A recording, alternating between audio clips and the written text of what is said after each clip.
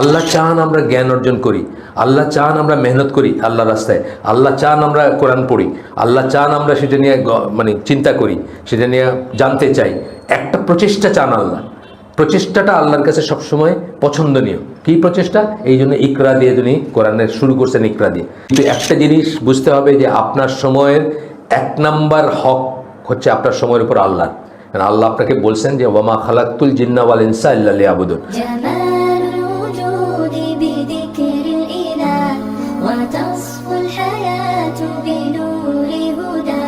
একটা জিনিস মাথায় রাখবেন যে 3টা সি মনে করবেন। সি এটাকে বলছিলাম কিনা জানি না। 3টা সি মনে করবেন। আল্লাহ রসুল তার মিশনের, তাকে যে বাণী পৌঁছায় দেওয়ার কথা বলছিলেন আমাদেরকে, সেটা ক্লিয়ারলি, কারেক্টলি, কমপ্লিটলি দিয়ে গেছেন আমাদের।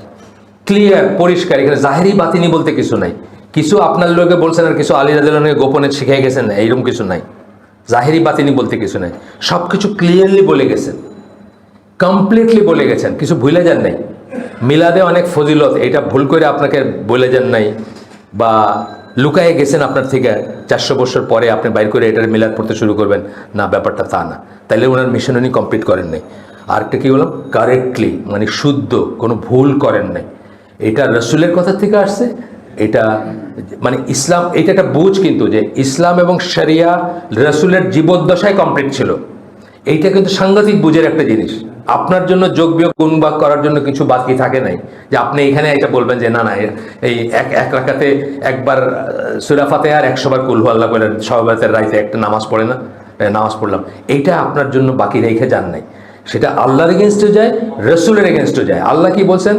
সূরা মায়েদার 3 নম্বর আয়াতে বলছেন, আজকের দিনে বিদায় হজের মাঠে, আজকের দিনে আমি তোমাদের জন্য তোমাদের দিনকে কমপ্লিট করে দিলাম, আমার ফেভার তোমাদের উপর কমপ্লিট করলাম, এবং ইসলামকে তোমাদের দিন হিসাবে নির্ধারণ করে গেলাম।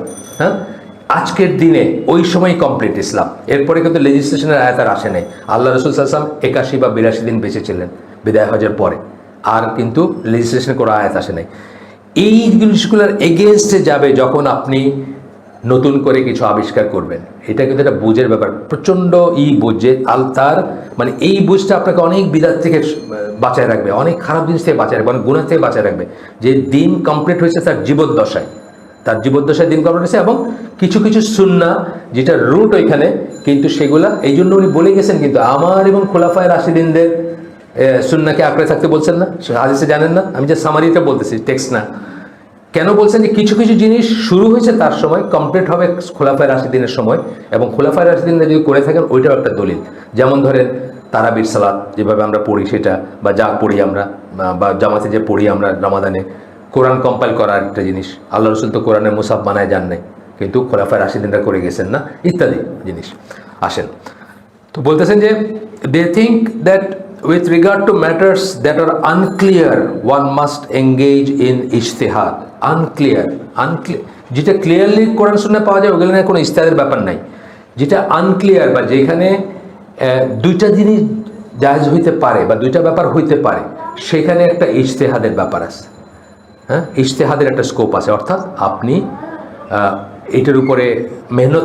ইজতিহাদ মানে কি? ইজতিহাদ মানে হচ্ছে পরিশ্রম করা। মুজতাহিদ হচ্ছে যিনি পরিশ্রম করেন। কিসের পরিশ্রম? এই জ্ঞান অর্জন করেন এবং এখান থেকে রুলিং ডেরাইভ করার যে পরিশ্রম করেন, ওটা হচ্ছে একটা ডিকশনারির কথা। আর পারিবেশিক কথা মুজতাহিদ বললে আমরা বুঝি যিনি কোরআন হাদিস পড়ে আপনাকে বলে দিতে পারেন যে এটা এরকম হবে, এটা এরকম হবে।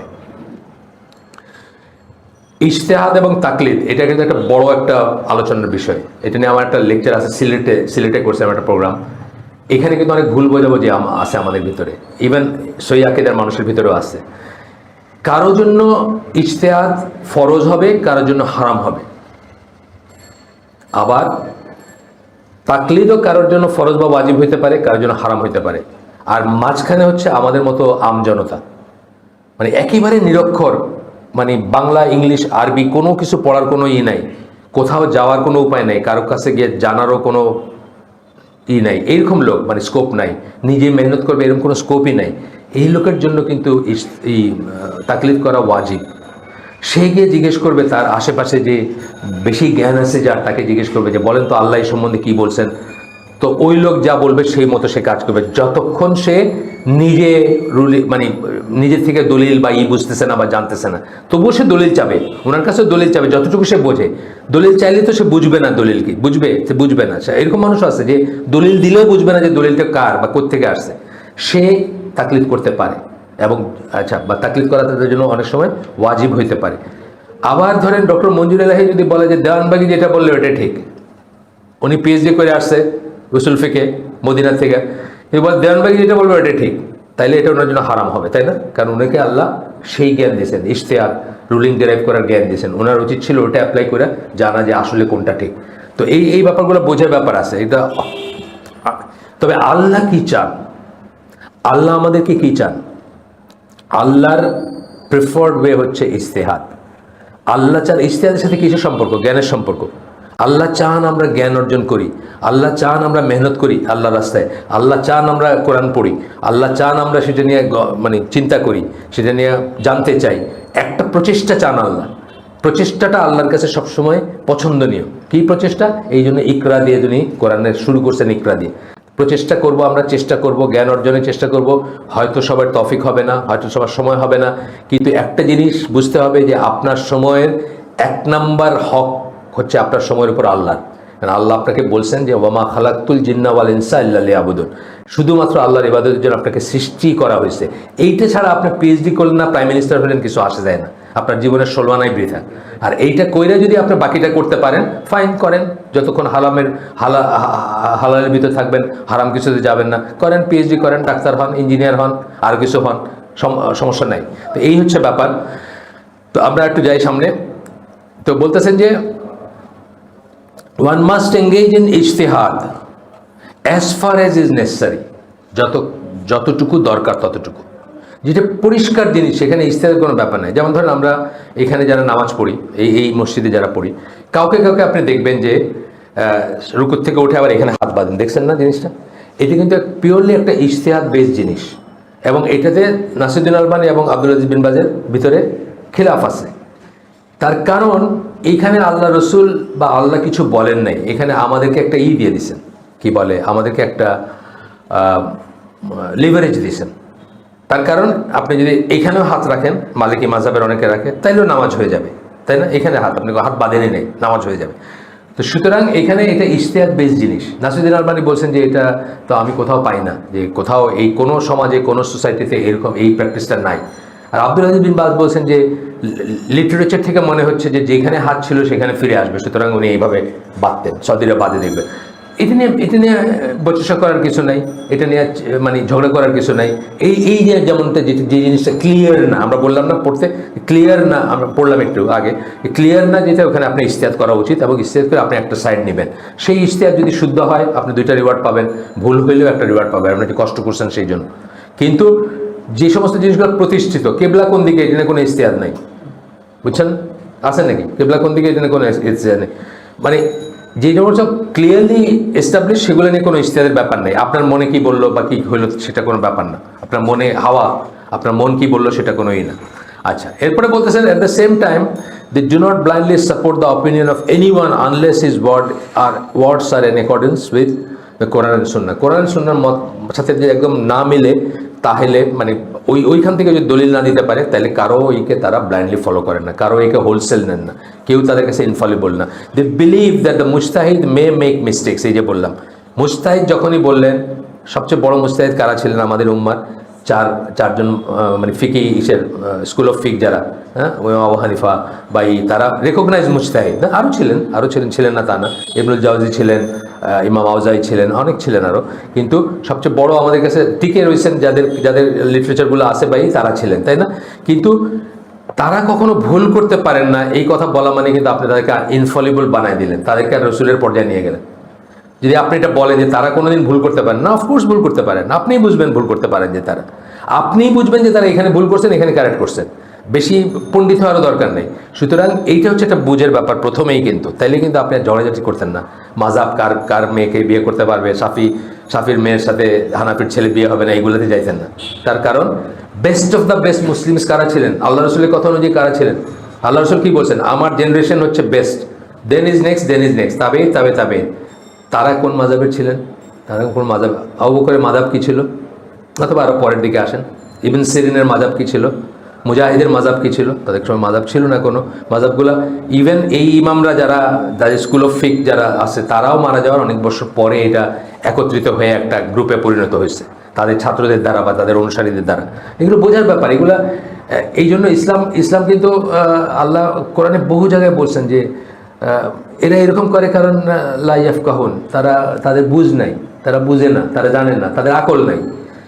আকলটা খাটাবেন, আকলটা খাটাইলেই তো এর ভিতরে প্রশ্নটার উত্তর আছে যে 80 হিজরিতে জন্ম যে ইমাম আবু হানিফা, তো 70 বছর হচ্ছে বেস্ট অফ দ্য বেস্ট মুসলিম ছিলেন, তার জন্মের আগেই বেস্ট অফ দ্য বেস্ট মুসলিম ছিলেন। 80 হিজরিতে জন্ম, তাহলে রাসূলের মৃত্যু 70 বছর পরে জন্ম তার। এই 70 বছরে ছিলেন সবচেয়ে ভালো মুসলিম, এই উম্মার সবচেয়ে ভালো মুসলিমরা ছিলেন আল্লাহ রসুলের বর্ণনা অনুযায়ী। তাদের মাযহাব কী ছিল? তাদের জন্য যদি মাযহাব ফরজ না হয়, আমার জন্য কেন ফরজ হবে? খুব কমন যুক্তি না এগুলা, কিন্তু ওই যখন আপনি আপনার রিমোট কন্ট্রোলটা, আপনার আত্মাটা আরেকজনের কাছে দিয়ে দিচ্ছেন, আপনার বুদ্ধিটাও ঘিলুটাও আরেকজনের কাছে দিয়ে দিচ্ছেন, তখন আপনার মাথায় এগুলো ঢুকবে না। তা নাহলে এগুলো খুব কমন কথা যে বেস্ট অফ দ্য বেস্ট মুসলিম ছিলেন তারা। কে করলো ফরজ? এটা ফরজ কোত্থেকে হইল, কার কথায় ফরজ হলো, অ্যান্ড সো অন। যাই হোক, এরপরে বলতেছেন যে দে বিলিভ, গেল এটা যে 2 রিওয়ার্ড 1 রিওয়ার্ডের কথা আমি বলে ফেলছি, আর রিপিট করতেছি না। ইন দেয়ার ভিউ, কার ভিউ? আহলে সুন্নাত জামার মতে, আহলে সুন্নাত জামার ভিউ হচ্ছে difference of opinion in matters that are subjected to ইজতিহাদ does not mean that they should become enemies or forsake one another. এটার মানে এটা না, ডিফারেন্স অফ অপিনিয়ন থাকতে পারে, যেখানে পারমিটেড সেখানে আছে ডিফারেন্স অফ অপিনিয়ন, তাই না? তার মানে এটা না যে আমি ডক্টর সাইফুল্লাহকে দেখলাম উনি আবার এখানে হাত দিয়ে ওনার পিছনে নামাজ পড়বো না। আছে কিন্তু ডগমেটিক মানুষ আছে না, ও ডক্টর সাইফুল্লাহ এইভাবে নামাজ পড়ে, না না না আমি তো আবার হাতটা ধরি না এখানে, না। যেহেতু পারমিটেড, যেহেতু এখানে স্কোপ আছে ইজতিহাদের, এটা যেন আমাদেরকে একে অপরের শত্রু না বানায় দেয়, কোনোভাবেই যেন শত্রু না হই আমরা। যেটা আমি বললাম যে এখন বিলাল ফিলিপস বলছেন যে একটা সময় আসবে যখন ইনশাআল্লাহ ইউনিফাইড ফিক হবে, মানে মাযহাব বললাম না, অনেক মাযহাব ছিল, কমতে কমতে কমতে কমতে এখন আহলে সুন্নাত জামাত 4টা, আর শিয়াদের একটা আছে, শিয়াদেরটা তো আমাদের ধর্তব্যের ভিতর নাই, এই 4টাও থাকবে না। বিলাল ফিলিপস বলছেন যে যখন মানুষ এইভাবে বুঝতে শিখবে, এইভাবে যখন চিন্তা করতে শিখবে, তখন দেখবেন যেটা ঠিক ওইটাই নেবে। আপনাদের বলছি বোধহয় গল্প, তারপর রিপিটেড হলে মাফ করে দিন, যে আমি একসময় জাহাজে যখন চাকরি করতাম, আমার ক্যাপ্টেন ছিল সিঙ্গাপুরিয়ান মালায় মুসলিম শাফি মাযহাবের, আর আমি তো হানাফি, চিফ ইঞ্জিনিয়ার ছিলাম ওই জাহাজে। তো একদিন কথা বলার সময় বলতেছে যে চিফ, আমি যখন হজে গেছিলাম আমি তো হানাফি হয়ে গেছিলাম। আমি কেন? বলে যে আমি আমার শাশুড়ি, আমার ওয়াইফ এবং আমার মাকে নিয়ে গেছিলাম, 3জন মহিলা নিয়ে গেছে হজে, ওই তওয়াফ করতেছে। বলে আমি তো খালি অজু, শাফি মাযহাবের মতে যে কোনো মহিলার সাথে যদি টাচ করে শরীরটা, ইভেন ওয়াইফের সাথেও, তাইলে আপনার অজু দৌড়াইতে হবে। এখন বলছে আমি তো ওই তওয়াফ, যারা হজে উমরায় গেছেন জানেন, আমি তো সারাক্ষণ অজুই করবো, আমার তো তওয়াফই হবে না। তো তখন আমি হানাফি হয়ে গেছিলাম, মানে হানাফি ফিক ফলো করছিলাম। তা আমি তখন, আমার তখন জ্ঞান ছিল না, আমি সেটা উত্তর দিতে পারিনি। হানাফি ফিক ফলো করার দরকার নেই, আর শাফি ফিক ত্যাগ করারও দরকার নেই। আমি জানতে পারতাম যে আল্লাহ রসুল কী করছেন, আমাদের এইটা কি হবে। যে একজন বলতেছেন অজু থাকবে, একজন বলতেছেন অজু থাকবে না। আপনি তো একসাথে অজু এবং অজু থাকবে না, 2 অবস্থায় থাকতে পারেন না। তাহলে এই 2জনের একজন কারেক্ট, কে কারেক্ট এটা দলিল করতে পাবো? আমরা রসুল কী করছেন এটা চলে যাই। আমরা রসুল কী করছেন আমরা আগেও বলছি আপনাদের, সম্ভবত রসুল কী করছেন, এরকম মসজিদের চারিদিকে ওনার বাসাগুলো ছিল, ওনার ওয়াইফদের এক একজনের এক একটা রুম বা যাই হোক। তো মসজিদের এই জানলা বা এই খোলা জায়গাতে মাথাটা এরকম করে দিয়েছেন, ও ওয়াইফ মাথা ধুয়ে দিয়েছেন, তারপরে সে সরাসরি নামাজের ইমামতিতে দাঁড়িয়েছেন, সালাতের ইমামতি। তার মানে অজু যায়নি, এটা একটা দলিল। আরেকটা দলিল হচ্ছে যে আরেকটা ঘটনাতে আসছে যে একজন ওয়াইফকে চুমা দিয়ে এসে আবার নামাজে দাঁড়িয়েছেন, তার মানে অজু যায়নি। তো ব্যাস হয়ে গেল, শেষ। এই মেন্টালিটিটা রাখতে হবে যে আমি কি মনে করি, আমরা কি মনে করি, আমার বুজুর্গ কি মনে করেন, আমার ইমাম কি মনে করেন, সেটা চলে যাবে যখন আল্লাহ রসুল কি মনে করেন ওটা আমরা জানবো, তখন এটা মানে এটা চলে যাবে, রিজেক্টেড হয়ে যাবে। এটা যেমন আমরা জানি দাড়ি সংক্রান্ত হাদিস জানি যে 1 মুঠো দাড়ি রাখাটা হচ্ছে, অনেকে বলেন না 1 মুঠো দাড়ি, এটা কি আব্দুল্লাহ ইবনে ওমর থেকে আসছে হাদিসটা, আব্দুল্লাহ ইবনে ওমরের কাছ থেকে দাড়ির হাদিস আসছে, 1 মুঠোর না। কিন্তু ওনাকে দেখা গেছে উনি হজের ট্রিপে যাচ্ছেন, 1 মুঠো রেখে বাকিটা ছেটে ফেলছেন, স্ট্রং দলিল।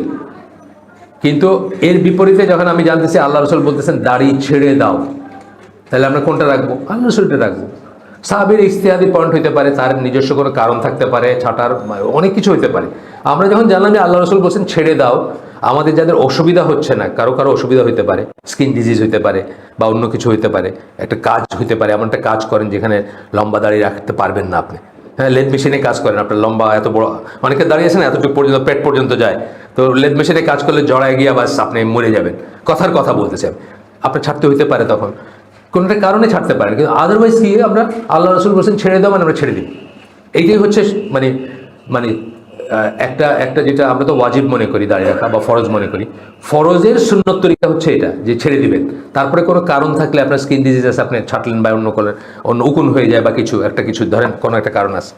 جمال الوجود بذكر الإله وتصفو الحياة بدون